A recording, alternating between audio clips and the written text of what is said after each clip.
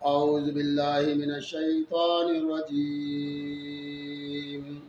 बिस्मिल्लाहिर रहमानिर रहीम। अस्सलातु वस्सलामु अलैका या सय्यदी या रसूलल्लाह। अस्सलातु वस्सलामु अलैका या सय्यदी या हबीबल्लाह। अस्सलातु वस्सलामु अलैका या सय्यदी या नबी अल्लाह वाला आलिका व सहाबिका या खातमुन नबीन। अस्सलामु अलैकुम व रहमतुल्लाहि व बरकातुहू। सैयद खलील अहमद शाह गिलानी यूट्यूब चैनल इल्म की दुनिया, हिस्ट्री मेवात, इलाका मेवात के सादाते कराम, सैयदों की दास्तान, हिजरतों की दास्तान है। हुकूमत उमैया और हजाज बिन यूसुफ के जुल्म सितम से तंग सहाबा कराम और सादाते कराम शहीद किए गए, यहाँ तक के सादात का जीना दो भर हो गया। तमाम सादात गोशाए गुमनामी में चले गए, जिनको जहाँ पनाह मिली छुप गए और अपना हसब नसब खुफिया रखा ताकि इताब शाही के शिकार न हो जाएं। अलगर्ज सादात के बहुत से ख़ानदान अफलास व तंगी के शिकार हो गए। इनके लिए दुनिया तंग कर दी गई।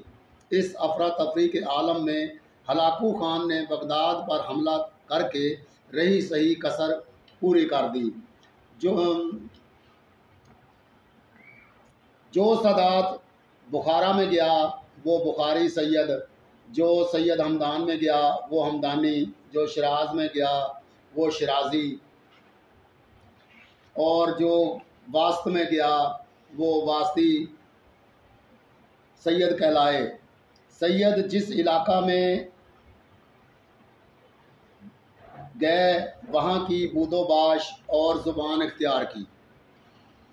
सैयद किसी इलाका का हो, किसी शहर का हो, चाहे उसकी ज़ुबान अरबी हो, फ़ारसी हो, सिंधी हो, पश्तो हो, उर्दू हो, पंजाबी हो, मेवाती हो, चाहे कोई भी ज़ुबान वो बोलता हो, अगर वो अपने आप को सैयद कहलाता है तो हम सब को चाहिए कि उसकी इज़्ज़त करें। सैयद का एहतराम करना हमारा फ़र्ज़ बनता है। इसका सैयद होना या ना होना अल्लाह ताला की बारगाह में खुद जवाबदेह होगा। हजूर अकरम सल्लल्लाहु अलैहि वसल्लम का इरशाद गरामी है, जिसने अपने नसब को बदला गोया उसने अपने बाप को बदला, जिसने अपने बाप को बदला गोया उसने अपनी माँ पर ज़ना का इल्ज़ाम लगाया। हजूर अकरम सल्लल्लाहु अलैहि वसल्लम के इरशाद गरामी पर अमल पैरा होना चाहिए। बहरहाल मुसलमानों को अहले सादात की इज़्ज़त व तकरीम करनी चाहिए।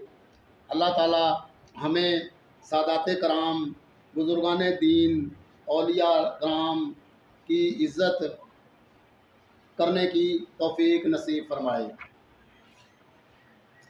जो सादात बुज़ुर्ग इधर उधर से हिजरत करके हिंदुस्तान के इलाका जात मेवात में मुकीम हो गए,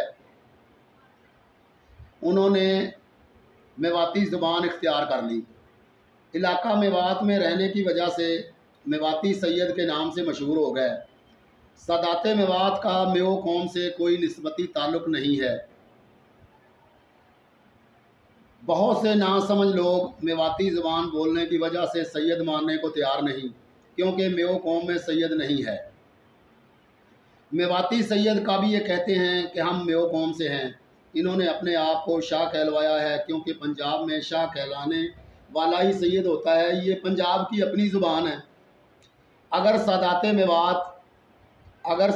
मेवाती कौम से होते, अगर मेवाती सादात मेवाती कौम से होते तो ये भी अपने नाम के साथ देंगल, पहाट, छिरकलौट, राजपूत वगैरह इस्तेमाल करते, अपना निकाल किसी न किसी पाल या गोद से ज़ाहिर करते, लेकिन ऐसा नहीं है। उन्होंने अपने आप को सैयद या शाह साहब ही ज़ाहिर किया है। इलाका मेवात कोई छोटा सा कस्बा या इलाका नहीं है। ये पंजाब का सूबा पंजाब से भी बड़ा है, जिसकी अक्सर ज़ुबान मेवाती है। मेवात के इलाका में बहुत से सादात इधर उधर से हिजरत करके मेवात के इलाका में रिहाइश पजीर हो गए।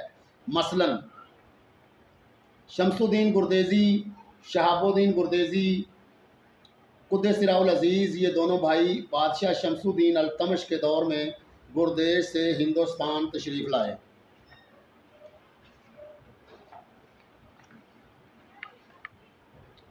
सैयद शहाबुद्दीन कुरुमानक चले गए। सैयद शमसुद्दीन ने दिल्ली में इकामत डाली।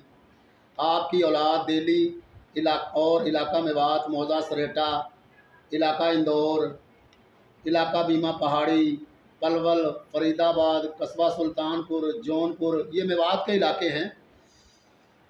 इन इलाका जात में इन बुज़ुर्गों की औलाद रिहाइश पजीर रही। इसके बाद सैयद बदियुद्दीन शाह जिंदा मदार रहमतुल्लाह अलैह, कुद्दसिराउल अजीज़ शाम इलाका हलब से हिंदुस्तान मकनपुर तशरीफ़ लाए। इनकी तमाम औलाद इलाका मेवात में रिहाइश पजीर रही। हज़रत अकबर अली शाह चोखा खरासान से तशरीफ़ लाए। उनकी औलाद इलाका मेवात में रिहाइश पजीर रही। हज़रत सैयद जैद शहीद की औलाद से सैयद महातब अलाउद्दीन, आपकी औलाद मेवात में रिहाइश पजीर रही। इसके अलावा इलाका फ़िरोज़पुर, झुरका, तिजारा, कोट कासिम, रेवाड़ी, नारनौल, बहादुरपुर, पलवल, नगीना, म्योली, महरौली, सांडावाड़ी, मांडी खेड़ा, कस्बा सिंगार, धौज, बल्लभगढ़, कस्बा सीकरी, कस्बा पहाड़ी, मौजा चांदोली, धौली धूप, फ़िरोज़, अलवर बड़ाइच, ये मेवात के इलाके थे। इन तमाम में सादात की आबादी थी जिनकी ज़बान मेवाती थी, अपने आप को सैयद कहलाते थे।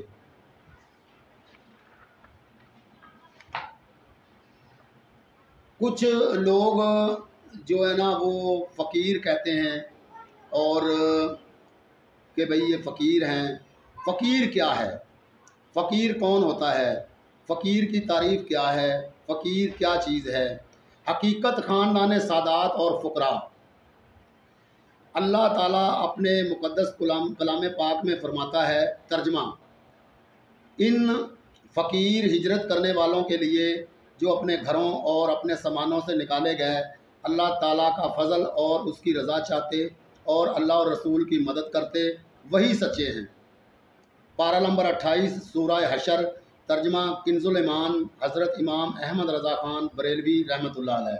अल्लाह ताला ने इस आयत मुबारका में आम फ़कीर, गदागर, मांगने वालों का ज़िक्र नहीं किया, बल्कि उन फ़ुक़रा का ज़िक्र फरमाया है जिन्होंने अल्लाह ताला की राह में तन मन धन सब कुछ कुर्बान कर दिया, अपने जानो माल से दीन की हमायत की। हज़रत कतादा रज़ी अल्लाह ताला अन्हु फरमाते हैं, इन महाजरों ने घर और माल और कुनबे अल्लाह ताला और उसके रसूल की मोहब्बत में छोड़े और इस्लाम कबूल किया। इन तमाम शिद्दतों सख्तियों को गवारा किया जो इस्लाम कबूल करने की वजह से इन्हें पेश आईं, तो अल्लाह ताला ने इनको फ़कीर के लक़ब से याद फरमाया है। ख़ज़ाइनुल इरफ़ान, हज़रत सैयद नईमुद्दीन मुरादाबादी।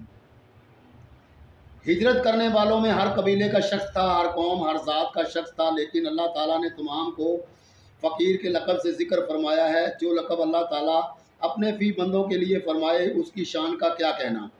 खुद भी हज़ूर अकरम सल्लल्लाहु अलैहि वसल्लम ने फ़क्र को पसंद फरमाया है। अल्लाह ताला के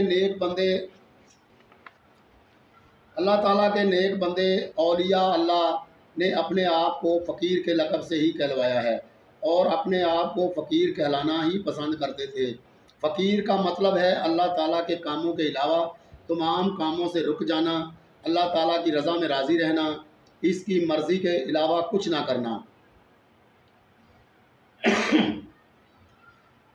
आज के दौर में फ़कीर कहलाने वालों को हक़ारत की निगाह से देखा जाता है। हकीकत ये है कि पूरी दुनिया में फ़कीर कोई ज़ात है ही नहीं। ये तो अल्लाह ताला और उसके रसूल सल्लल्लाहु अलैहि वसल्लम से मोहब्बत करने वालों का लक़ब है। हिंदुस्तान में भी बाज़ सैयद नागुफ्तगी के बायस फ़कीर के लक़ब से मशहूर हो गए। हिंदुस्तान में ही नहीं बल्कि पूरी दुनिया में सैयदों की पजीराई हुई, लेकिन जब ये सैयदजादे अपने असल मर्तबे से जवाल पजीर हो गए, खानकाहें तकिया बन गई, जहाँ से अल्लाह की सदाएं बुलंद होती थी वहाँ ढोल बजने लगे, तो इसी नागुफ्तगी के बायस फ़कीर के लक़ब से मशहूर हो गए। लफ्ज़ फ़कीर जाहिल के नज़दीक तो हतक अमेज़ है, लेकिन अहले इल्म जानते हैं फ़कीर किसे कहते हैं। सादात ख़ानदान फ़कीर के लक़ब से मशहूर होने के बायस मेओ कौम के बुज़ुर्गों ने कभी इज़्ज़त व एहतराम में कोई कमी ना आने दी। आज से कुछ अरसा पहले मेओ कौम के बुज़ुर्ग सैयद फ़कीर के बराबर चारपाई पर बैठना, अपना जूठा खाना खिलाना, उसके हाथ से हुक्का पीना बुरी बात समझते थे। एहतरामन तज़किरा सूफिया मेवात सफ़ा नंबर 4 पर ये मौजूद है। और ये एक मेवात नहीं, ये एक किताब लिखी है तज़किरा सूफिया मेवात, बहुत मुस्तनद किताब है, मौलाना अब्दुल रहमान साहब ने लिखी है। मौलाना अब्दुल रशीद गंगोही रसूल शाही फ़कीरों के तज़किरा में फरमाते हैं, रसूल शाह अलवर का बाशिंदा था और फ़कीर था, कौम उसकी सैयद थी, तबीयत फ़कीराना थी। तज़किरा सूफिया मेवात सफ़ा नंबर 650। हज़रत शाह दौला के तज़किरा में है कि आप अरबीउल असल यानी कुरैशी थे और आप सैयदजादे थे, फ़कीर कहलवाते थे।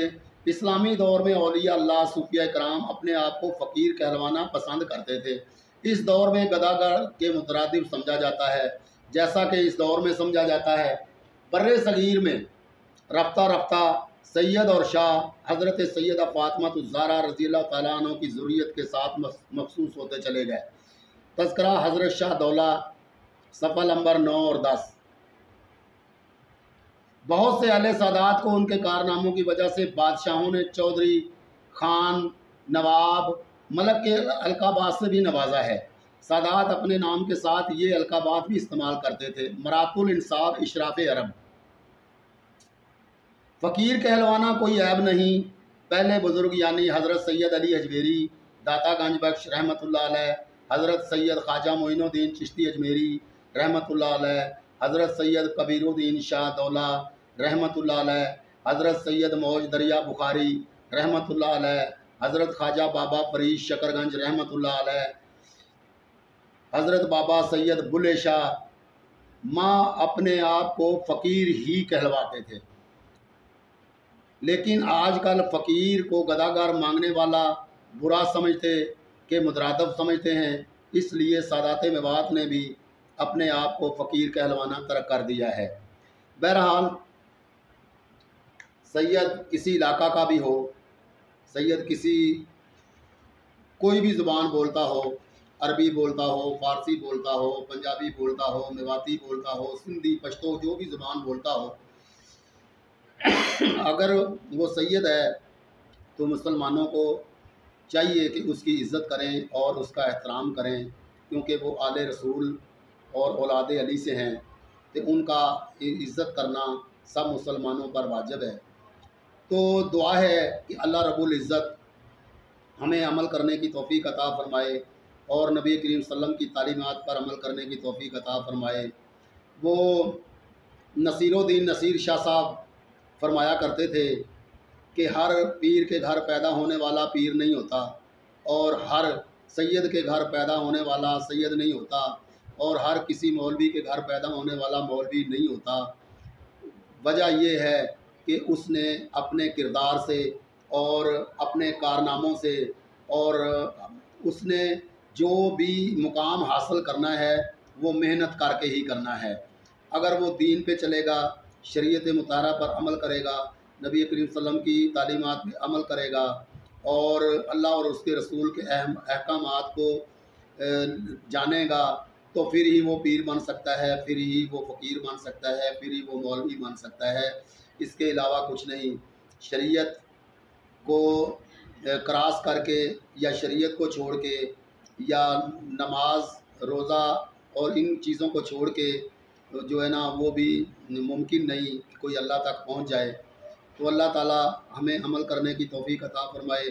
हम सब को 5 वक़्त की नमाज बाकायदगी के साथ पढ़ने की तौफ़ीक़ अता फ़रमाए, वक़्त पर पढ़ने की तौफ़ीक़ अता फ़रमाए। और हम में जो नादार और मुफ़लस लोग हैं, गरीब लोग हैं, हमें उनके साथ भी ताउन करना चाहिए। ये भी बहुत बड़ी एक इबादत है। और जो कमज़ोर लोग हैं, जो बेवा हैं और अपनी बिरादरी के अंदर, उनका भी ध्यान रखना चाहिए, अपने पड़ोसियों का भी ख्याल रखना चाहिए। अल्लाह ताला हमें अमल की तौफ़ीक़ अता फ़रमाए। आमीन सुम्मा आमीन। अस्सलामु अलैकुम व रहमतुल्लाहि व बरकातुहू।